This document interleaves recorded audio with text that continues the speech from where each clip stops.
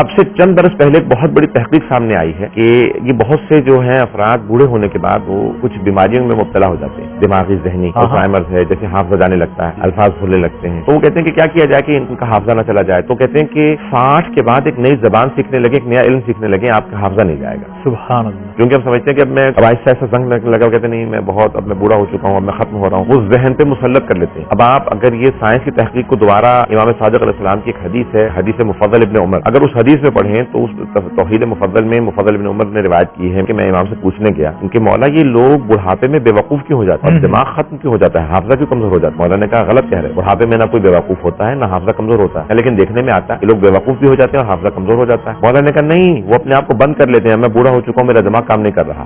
وہ اپنے آپ کو بتا کے بوڑھا کر لیتے ہیں ذہنی طور سے، جبکہ انسان کی علم، عقل، فہم و فراست اپنی عروج پہ ہوتی ہے۔ اور میں نے اس چیز کو مراج اعظام میں اس کو میں نے غور سے دیکھا، اچھا 80-90 برس کے ہوتے ہیں اور ان کا حافظہ اتنا بہت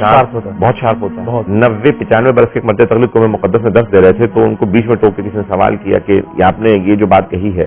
اس کے برعکس جو ہے فلاں حدیث کے اندر اس میں لکھا، تو ان کا نہیں، اس کا جواب اس مقام پہ دوسری کتاب میں لکھا ہے۔ اللہ اکبر۔ اور وہ 95 برس کی عمر میں اتنے وٹی اور اس یعنی حاضر جوابی سے کام لے رہے تھے کہ یہ صرف اور صرف اس حدیث کے تحت تھا کہ جتنا عقل و دماغ کو استعمال کرو کہ اتنا ہی وہ تیز ہوگا۔ نہج البلاغہ میں مولانا علی صاحب کہتے ہیں ہر ظرف، ہر برتن، ہر مقدار جو ہے وہ بھر جاتی ہے جتنا اس کی کیپیسٹی ہوتی ہے، صحیح مقدار بھر جائے گی، لمٹ ہے اس کا، صحیح، کہ اس کے بعد پھر اس میں نہیں آئے گا۔ مولانا کہتے ہیں الا وعاء العلم، سوائے علم کے ظرف کے، یا اللہ، فانه يتسع بما جعل فيه، جتنا اس میں بھرتے چلے جاؤ گے اتنی ہی اس کی مقدار وسعت بڑھتی چلی جائے گی۔ یعنی ہم خوش نصیب ہیں کہ ان کے چاہنے والے، مگر بد نصیبی ہماری یہ ہے کہ ہم ویسے نہ بن پائے جیسا یہ چاہتے ہیں، جیسا وہ ہم سے تقاضا کرتے تھے ہم ویسا بالکل واقع نہیں